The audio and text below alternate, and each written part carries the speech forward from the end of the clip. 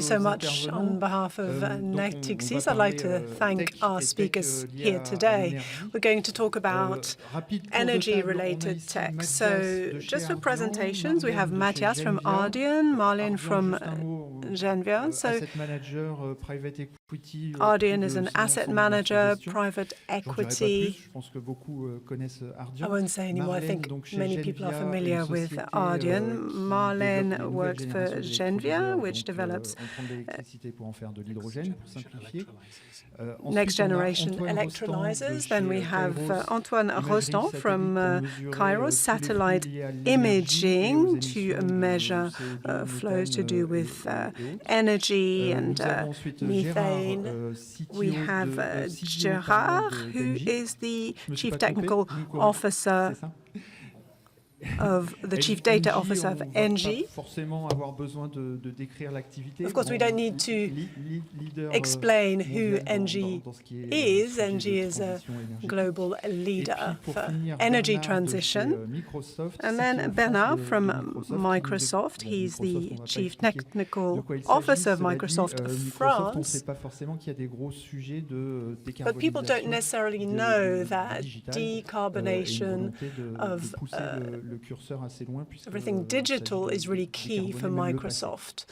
We're even talking about decarbonation of the past.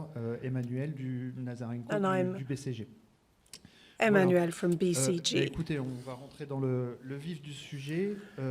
Now, to get into the heart of the matter, I will ask the first question to Antoine. How do you help your customers to identify greenhouse gas emissions? Can you explain what Genvia actually does?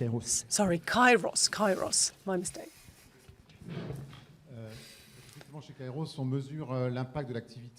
Kairos measures the impact of human activity via satellite, whether it's deforestation or use of raw materials, or greenhouse gas emissions, or carbon sequestration, carbon capture. So the principle is quite simple.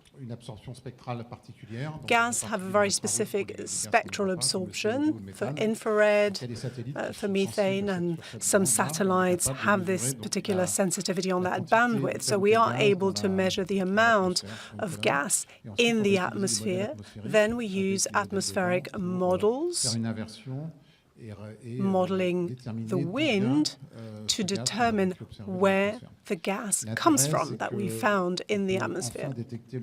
Now, the point is that we are then able to detect methane, which is 100 times more powerful than CO2. It represents about half of the short-term warming of the planet. And until recently, we didn't know where it came from, what the sources were, and who was responsible. Whereas nowadays, we know who's responsible for methane leaks, and we know how to set up legislation. There are amounts of gas that are absolutely enormous that are released into the atmosphere, and until recently, we couldn't see them. Our customers are governments who want to set up legislation, as well as investors who want to measure climate risk, as well as businesses who want to ensure that their energy is produced in a clean fashion. Now, we're still going to talk about gas emissions. Bernard from Microsoft, about a year ago, in January 2020, he took a very important decision about compensating for present as well as past emissions. So that's negative compensation, going beyond being climate neutral. How did you come about taking this decision? Well, the reason for this decision is because we feel concerned, as everyone on the planet does. We're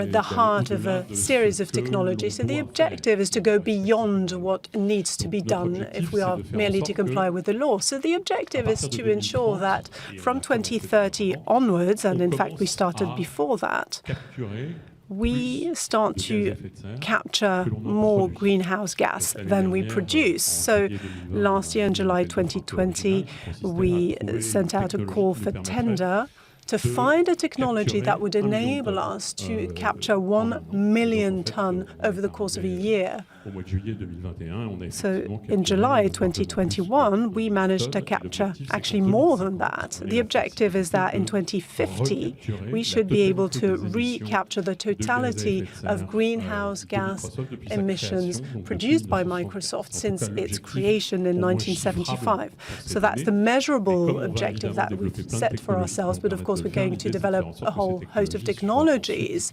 to enable that. So we need to ensure that these technologies can be used by the market in general, not just by ourselves, Microsoft, of course. So this is a very strong-willed approach. So in terms of reporting, when you are an infrastructure asset manager, how does this all work? Is this a strong constraint? Oui, effectivement. Vous m'entendez? Oui.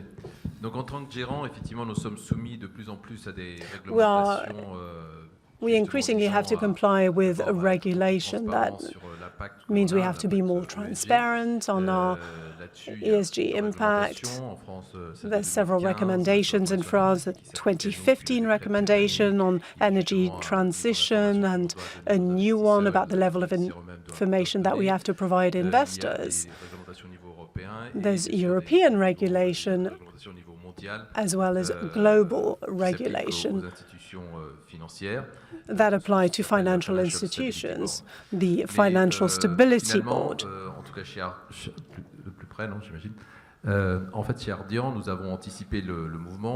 Ardian, of course, anticipated the trend, and we started a dialogue with some investors ahead of the game. In 2008, we had an ESG policy. We were the first signatory of UMRPI.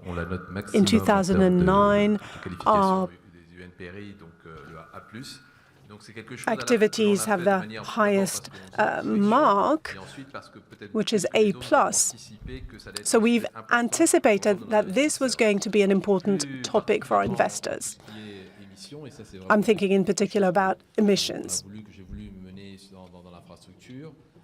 And this is something that I thought would be important for infrastructure. So we wanted to measure the emission of each of our participation. So we calculate our emissions for each of them, and we have decarbonization objectives that need to be compatible with the Paris Agreement trajectory. The management of our companies on airports, on roads, on electricity plants, utilities in general, are incentivized on financial performance, of course, but also on emission reduction criteria. So it's a belief for us as well, something we are convinced of.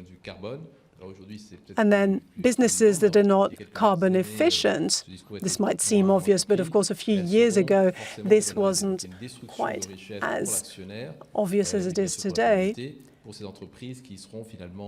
will create wealth for their shareholders. An example, the cost of capital for a wind farm is not the same as for a coal-powered plant. So this is where our shareholders can really have an impact, because they can channel savings with the lowest costs towards the most virtuous activities. A lot of ambition for reduction. You can also see the extent of what needs to be done.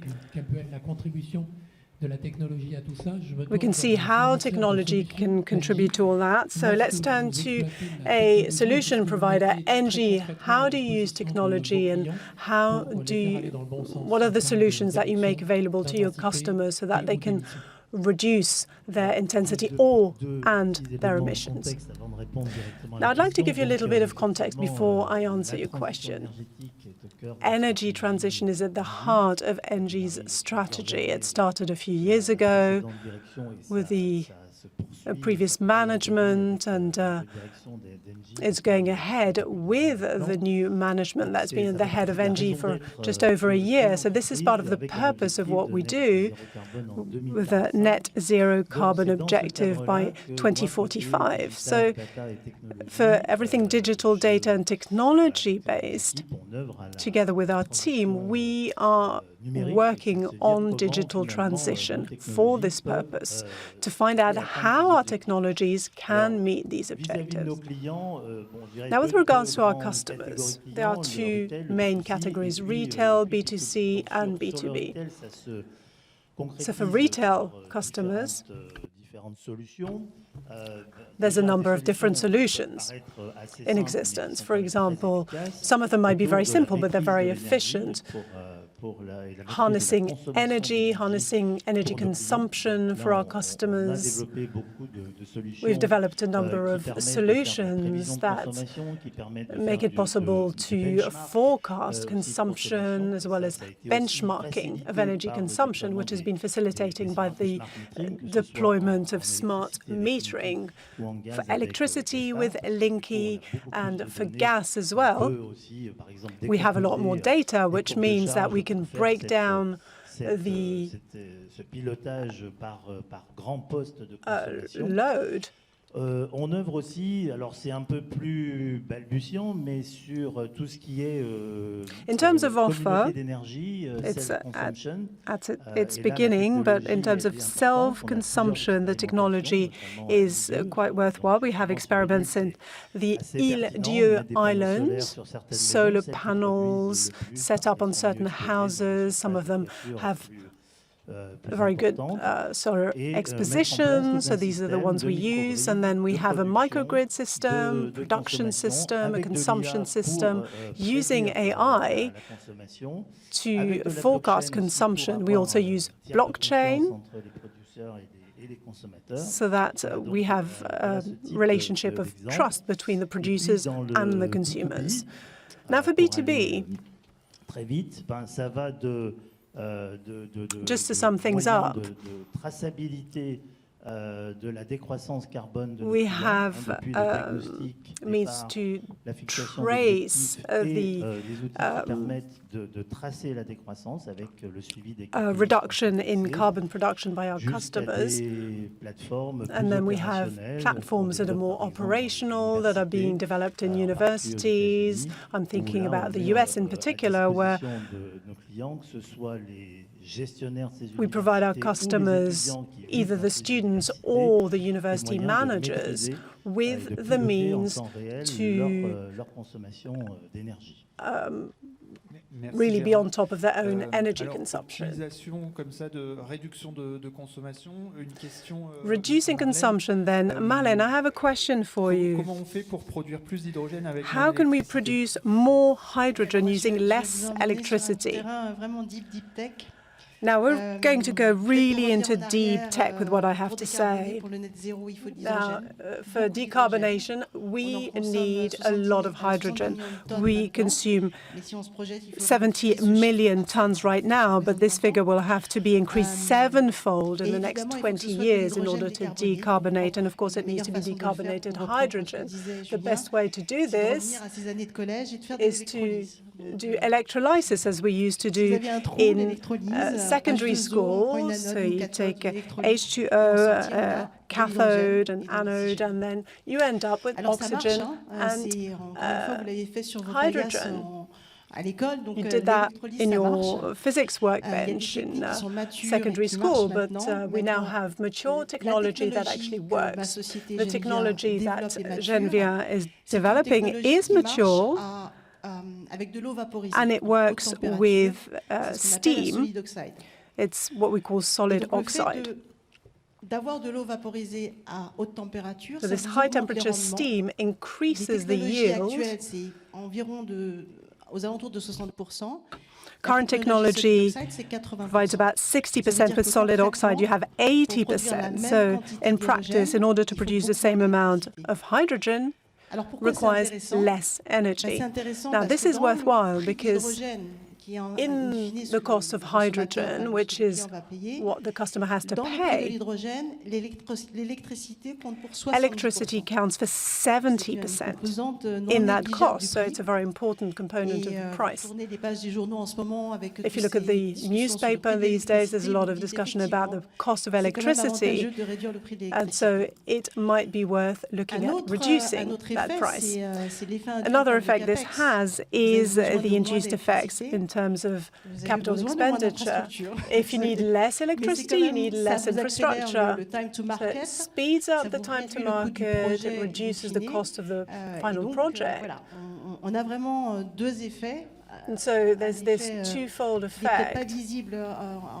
One of them might not be visible immediately, but the effect on infrastructure is really quite sizable. So technology and innovation also has this effect in that it increases yield and it can contribute very positively to saving energy. Now, energy savings, on that topic, Matthias, we can make savings on motorways with some AI. Can you talk about that further? Parlant de technologie, j'ai un peu de mal avec les micros. Non, effectivement, on avait fait il y a 2 ans, je crois, Now, 2 years ago, we organized a seminar about digital for climate. Infrastructure for energy transport are very high emitters, so it's very important that we should reduce our emissions on infrastructure.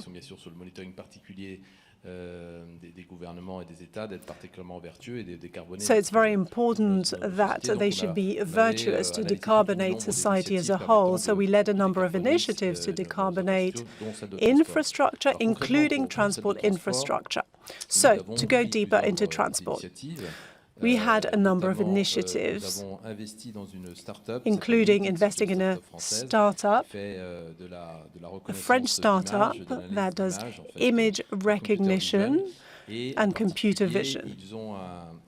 Now, what this startup does is they have a program named City Vision, which monitors smart mobility, such as bicycles, electric scooters. In Paris, the Rue de Rivoli is equipped with such technology in order to analyze all of those smart mobilities and to see which way it's going. So this is a very practical example which helps cities to promote those kinds of mobilities that are non-polluting. So we have a partnership with this company, Wintix. Our role is to accelerate startups and businesses. So it was less of a financial investment than a way to accelerate our skills, our competences, and that of our companies. We're 100% shareholders of a company, Motorways in Portugal, and Wintix, together with this company, H&D, has developed a video to understand carpooling. When you look at carpooling, you have to look at the passengers in the front as well as the passengers in the back. And Wintix has a lot of excellent solutions on this. The idea is to have tolls that take into account the number of passengers and not just the number of cars, to encourage people to use carpooling. This application is better than existing systems that reads the license plates. It enables you to analyze what kind of vehicle you're in. Technology can really help us to operate in a more efficient way with our infrastructures.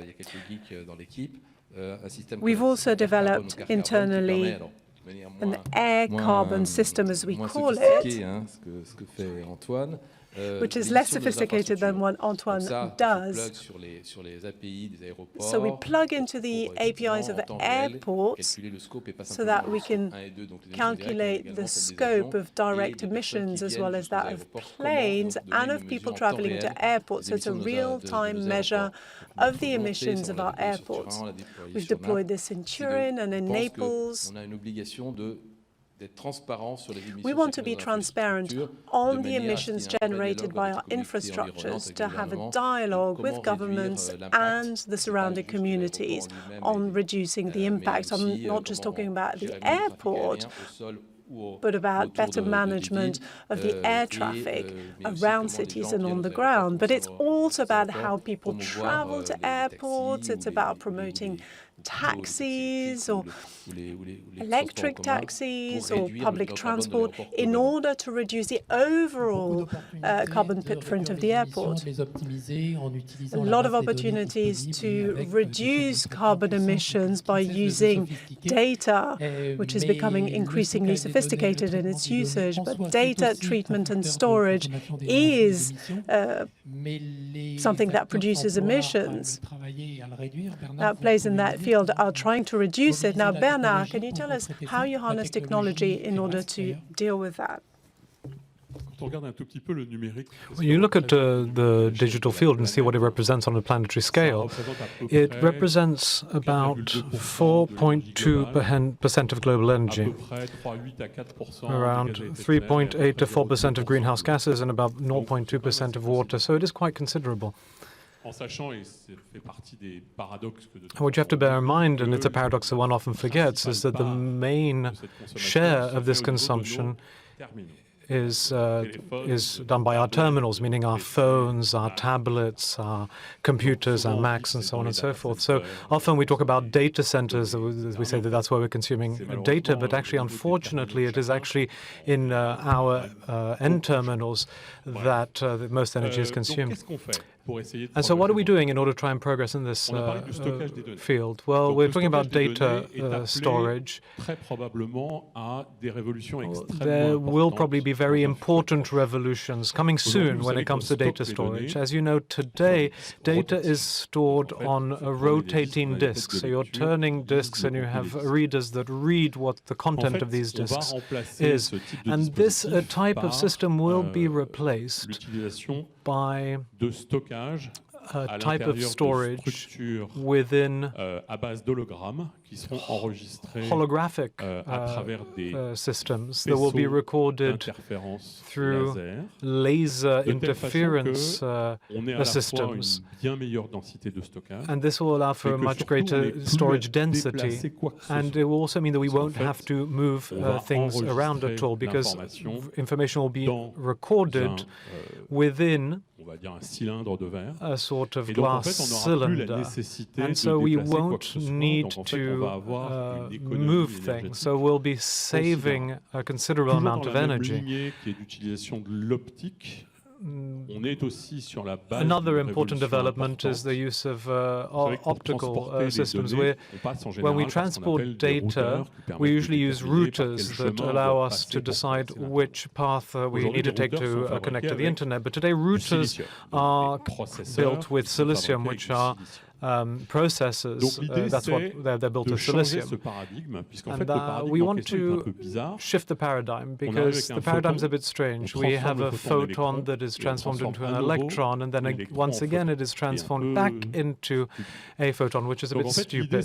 So the idea is to ask oneself, why can't we just use photons from beginning to end, and why can't we route information using a router that would be fully based on silicium, and they would use optical technologies. And this type of technology would also be very interesting when it comes to electrical consumption, because contrary to what you might think, in a data center, just the cost of the router and the network is about 50%, represents about 50% of the energy consumed. So these kinds of innovations allowed us to imagine data storage becoming less and less costly.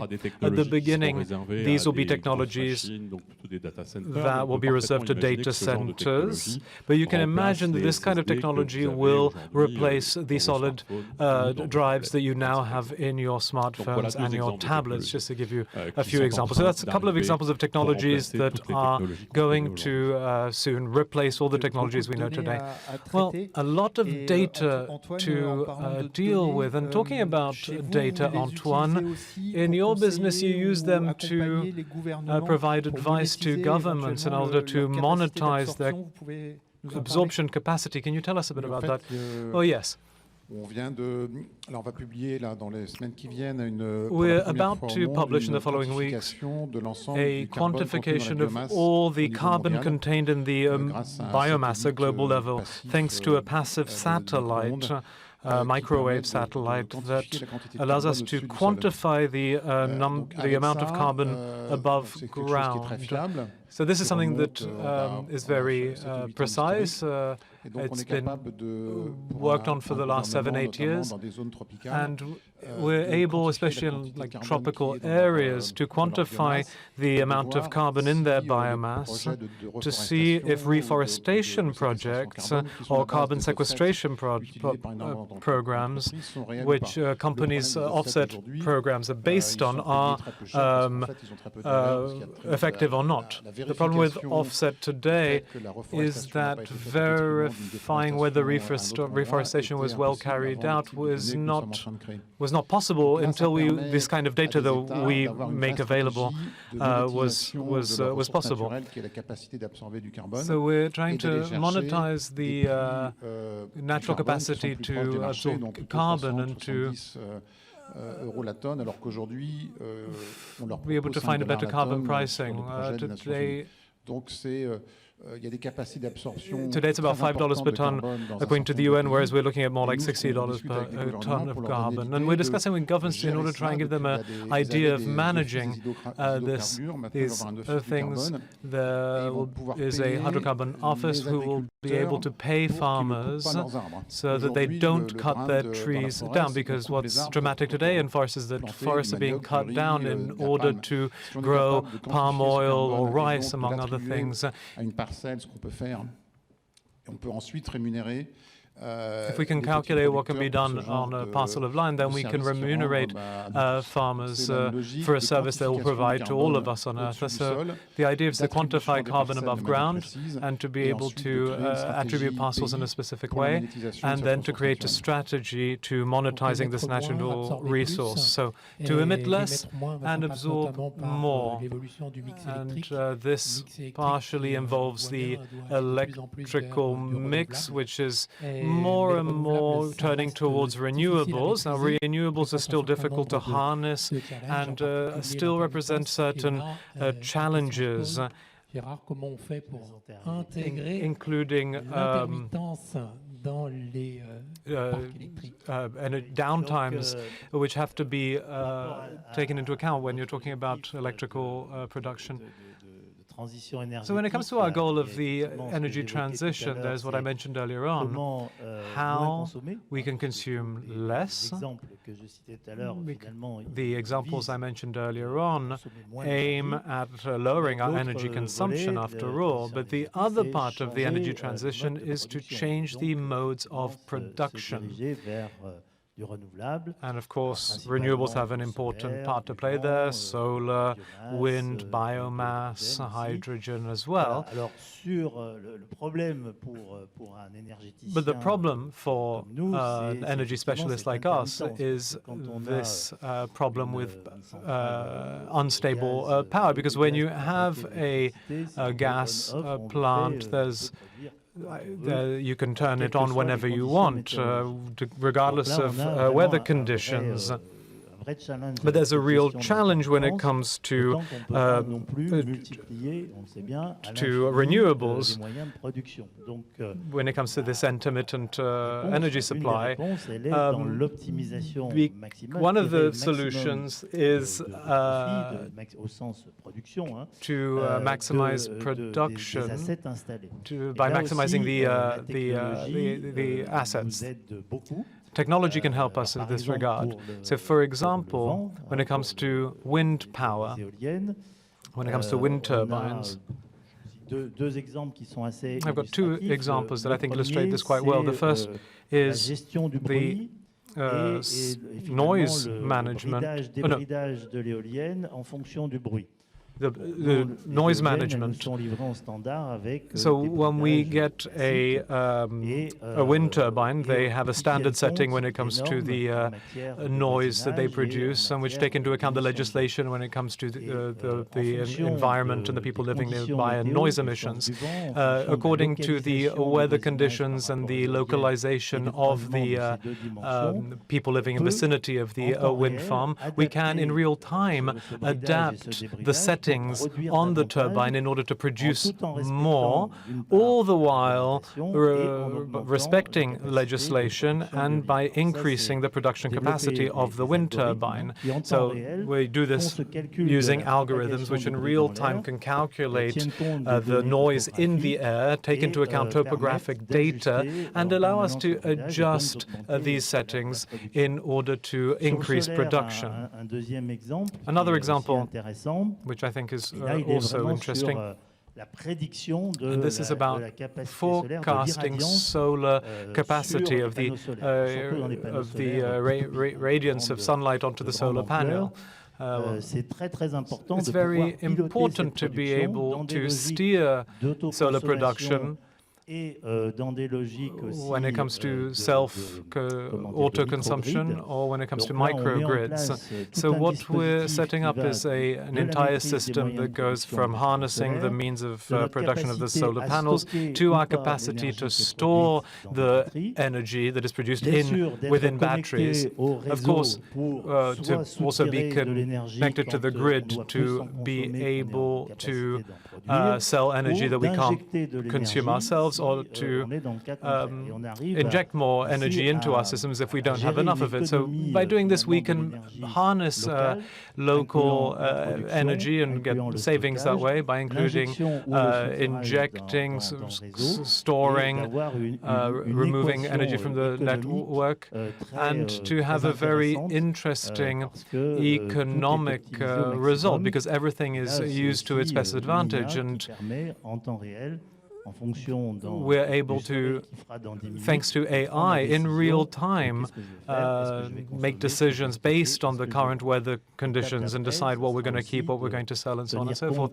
And then the next stage will be to take into account the market price in order to be able to take an even more sophisticated decision that will take into account the market price and to see if it's in my interest to store my energy and to sell it tomorrow because the price might be higher tomorrow, or vice versa. So you can see that we're really talking about using these technologies of using data, of using artificial intelligence. We're also using blockchain a bit. And these are very concrete examples that allow us to really work on our renewable assets and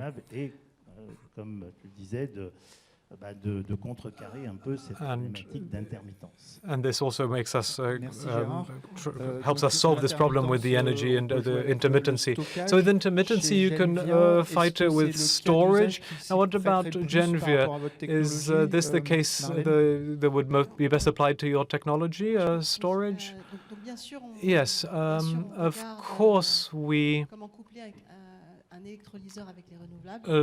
looking at how you can use an electrolyzer with renewables to compensate for the negative effects of intermittency. Having said that, specifically for our technology, it is at optimum level where there is high heat. So the first use cases that we're focusing on, and this is what the data has been actually telling us is where we'll be the most effective, is everything that has anything to do with heavy industry. Things like steel, cement. Maybe on TV you've already seen furnaces. You can imagine the heat that they emit, and it's the same for cement production. They produce a lot of heat. So the priority that we've given ourselves in rolling out this technology is to respond to these use cases, because we'll have the greatest impact there. Each ton of steel produces 1.9 tons of CO2. Steel represents 8% of global emissions, so it is a priority for us. Cement has other applications, because with cement you can also valorize oxygen and hydrogen, and that's our second line of priorities when it comes to deploying our technology. A specificity we have, and I think we'll mention this later on in this panel, among our shareholders, we have a cement company. So we are focusing our efforts on cement. Bernard, we're also talking about hydrogen to power data centers. Can you go further than that? Are there other ideas for decarbonizing data centers? Well, yes, indeed. We now have an operational prototype for a data center that uses hydrogen batteries. In the short term, we'd like to replace diesel engines that are there to compensate a sudden power loss. So we'd like to replace these diesel generators completely. So that is something that we're really interested in.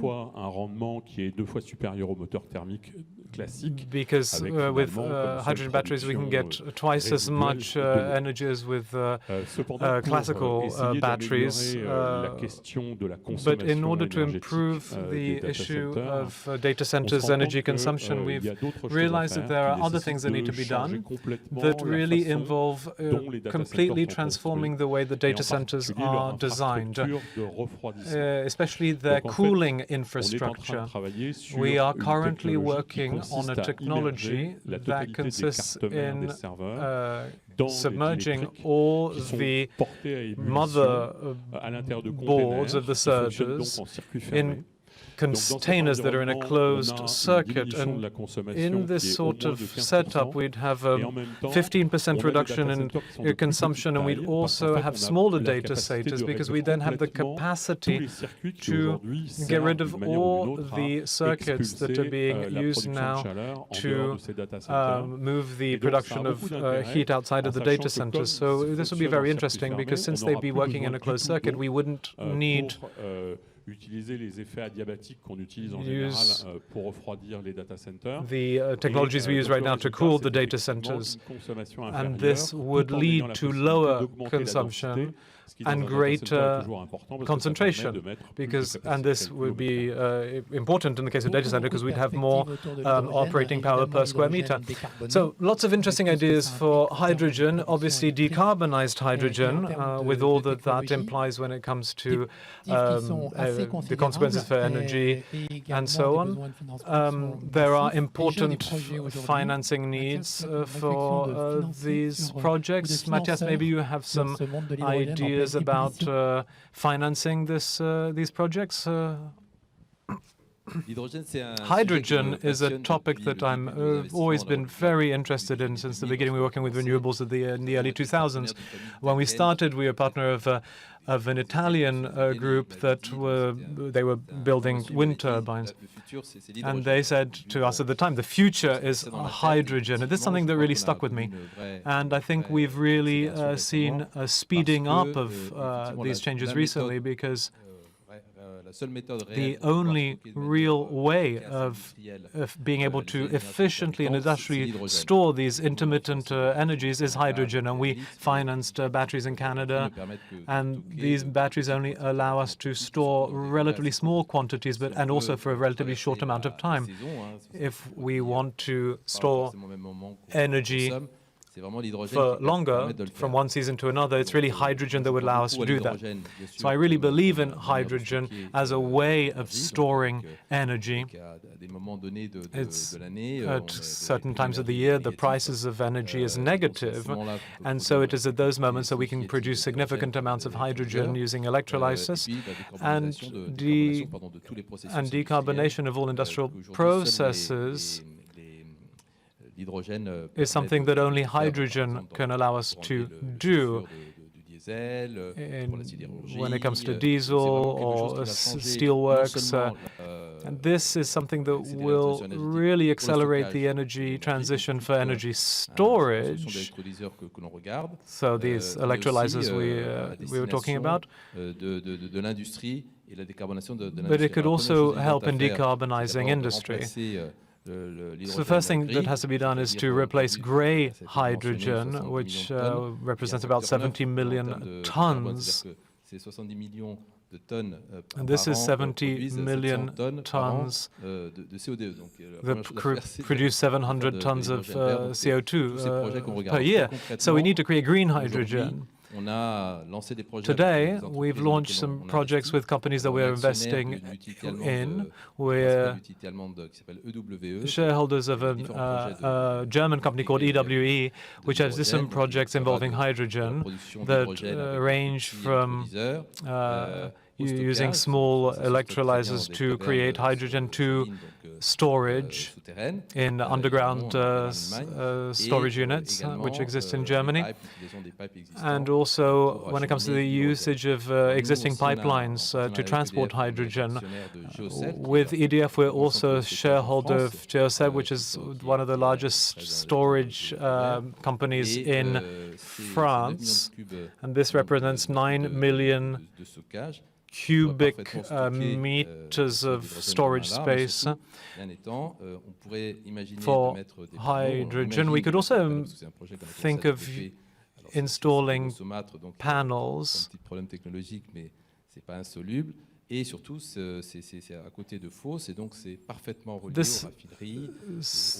center that I'm talking about is connected to different ports and to industrial structures, so it could actually function very well within that ecosystem. We're also working with an Italian company to produce green hydrogen based on wind turbines in Italy, and this is a project that's very close to my heart because I think it's a great project. Italy is a country that doesn't have the same energy mix as France, and there's a lot of emissions because they still have a lot of coal-fired power plants, and so it's a big issue for us to be able to decarbonize, and hydrogen will really help us to accelerate the energy transition. Thank you, Matthias. So we've just talked about the different changes of the energy mix, and I'd like to also talk about a cultural change with you, Gerard. When you're the CDO of ENGIE, is it easy to get an old company like that to move forward, to transition from old energy to a more digital world, a more efficient world? I'm going to ask for a pay rise. I couldn't say that it's easy. It certainly wouldn't be honest to say that. Of course, it's always an arduous task, but ENGIE has 25 business units. Even though we're overhauling the organization, it remains highly decentralized as a group. So it is difficult to change the same business unit around the world at the same time, yet we have to be able to deploy this technology at the same time everywhere. And of course this comes from the tops, and that is never welcome.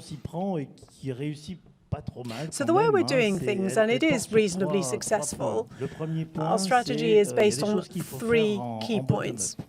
Some things have to be done bottom up, first of all. Namely, everything to do with digital strategy and data strategy, data governance, data quality, and especially the emergence of use cases. It's very important to do that in the way that business goes towards technology and not the other way around, which requires, and that's my third point, this requires that the organization be based on managing communities.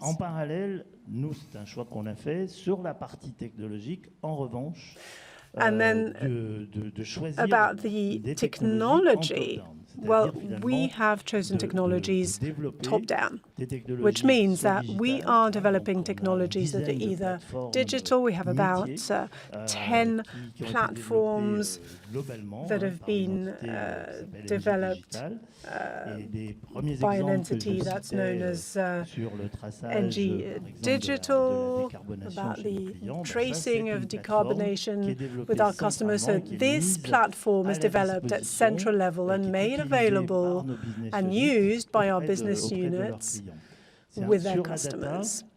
Now about data. We need to be able not only to store data, but most importantly to share it, to train algorithms, to create new use cases. So it's very important to have a single data platform in the cloud. It is not Bernard's cloud. It belongs to a competitor, I think you can guess. But of course, we also use Microsoft. But for data, we have used another partner.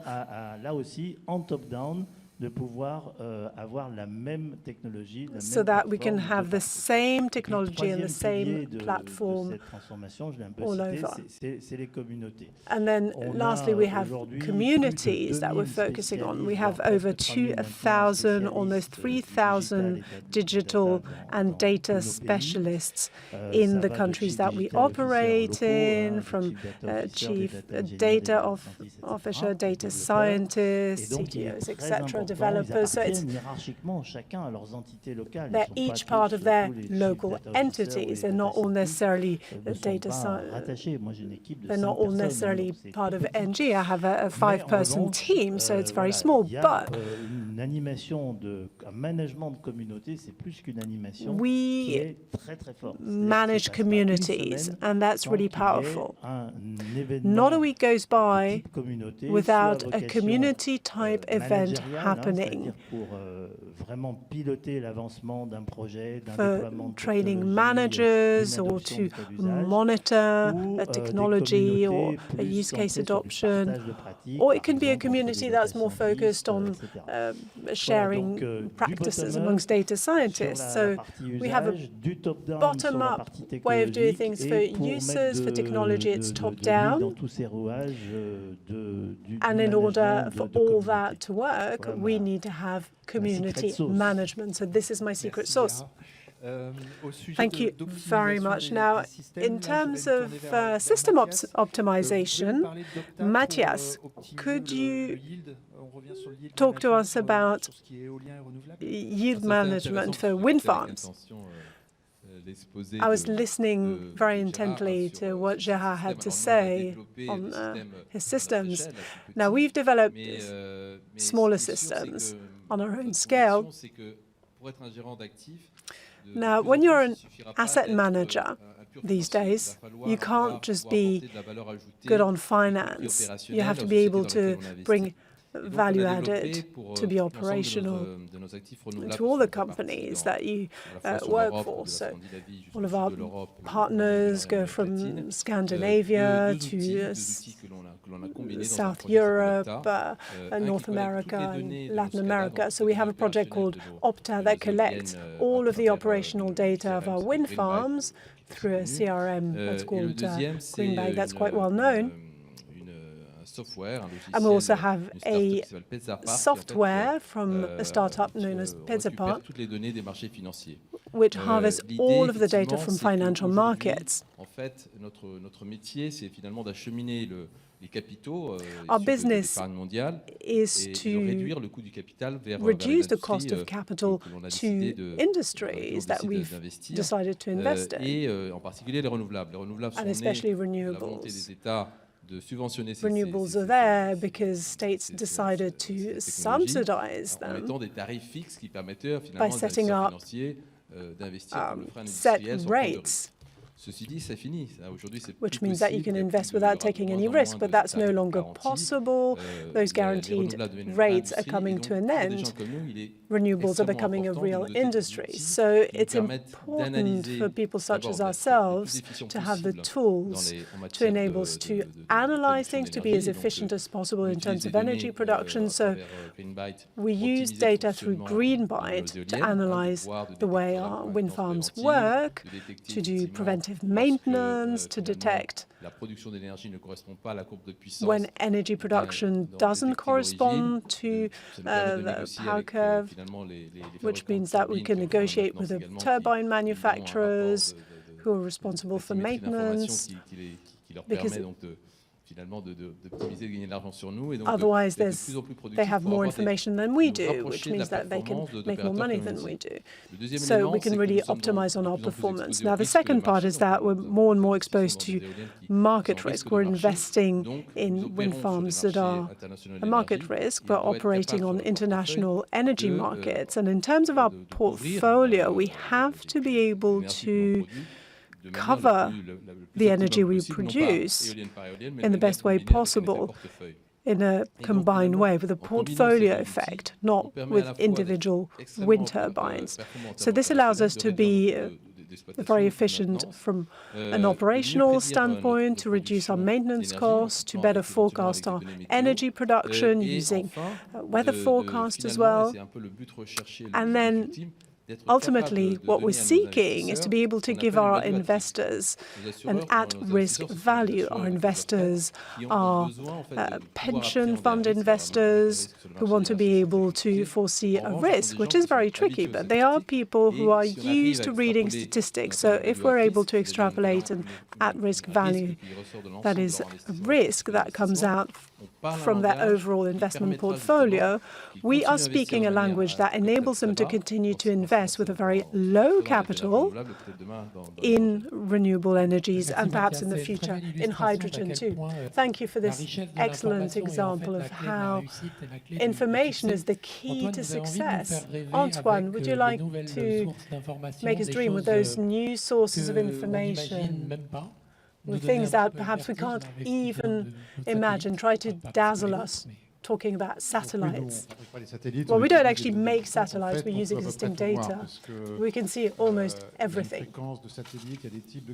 There's a satellite frequency, there's passive microwave, optics, hyperspectral. We also use geolocalization data from mobile phones. We know how many people are in this room. It's possible to know anything you want, really, and this has an economic impact. So for an investor is able to understand the state of his assets in real time at global level and to challenge the reporting of companies, because what they show is often very different from reality. So this is a tool for investors, a monitoring tool, taxing tool, for taxing polluters rather than those who pay, and consumers. So it's a way of managing energy transition, going from a system where you try something out and then 3 years down the line you see how it goes. This allows us to see what's going on in real time, to see whether emissions are really being reduced, how players are behaving, and to have a real impact. On methane, for example, we know that in the space of 2 years we can reduce the equivalent of 15 million cars on the roads. There's nothing comparable at the moment, and it's quite easy. You just need a decision from the European Commission and of the French state, but it's something we can do. We are able to do it, and this is what's going to really create reduction, because when we reduce emissions, they increase elsewhere. So the idea is to break this emission leakage. We're doing that with the help of the Caisse d'Épargne. We're being a French company that is going to really change the way in which we do the governance of energy transition. This really makes me dizzy. Now, Marlène, can you tell me how an operator who is also a manufacturer works with these systems, with your partners and with all of these energy mixes, the way things are changing very rapidly? Now, to give a bit of context, we make the electrolyzer, we make the object that is going to then make the hydrogen. So we're part of the system.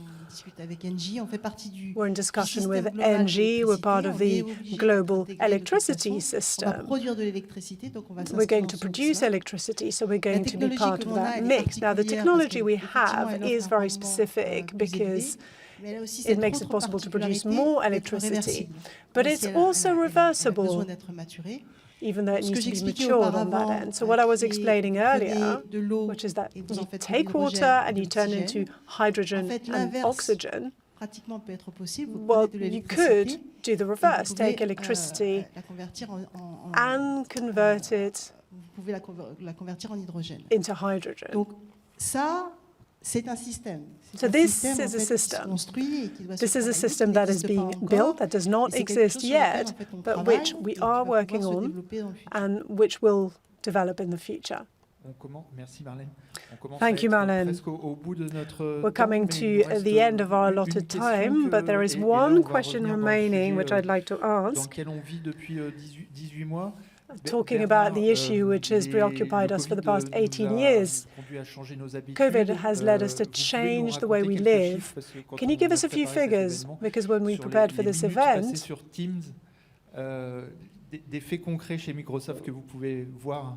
we spent a lot of time on Teams. So can you talk about the effects for Microsoft?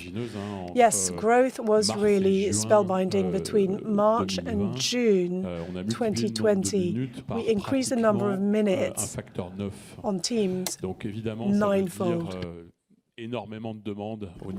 which means a lot of demand on the underlying infrastructure during a period where things were already quite difficult. It was difficult to receive equipment which is manufactured in China when China was already in lockdown.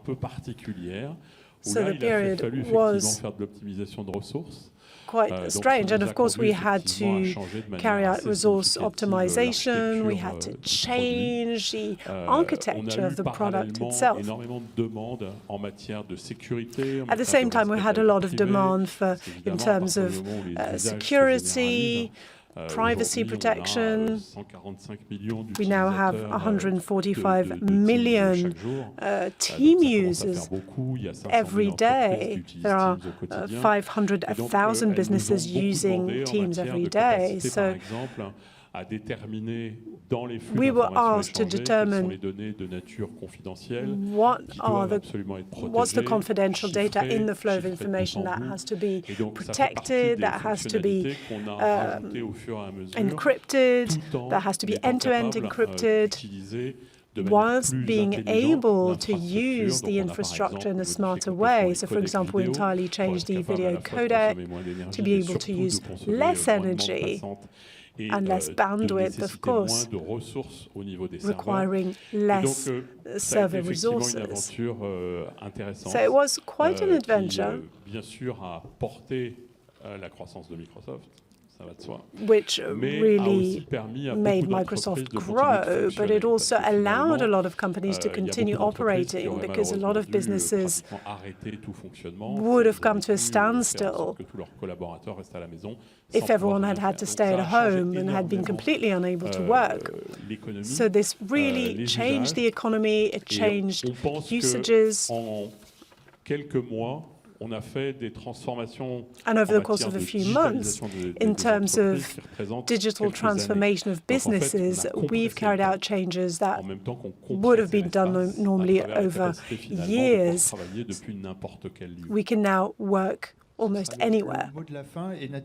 So these are the closing words, and Natixis will thank you for being with us and helping us, because Natixis was really a very heavy user of those technologies to be able to support their customers. So thank you so much for all the speakers here today.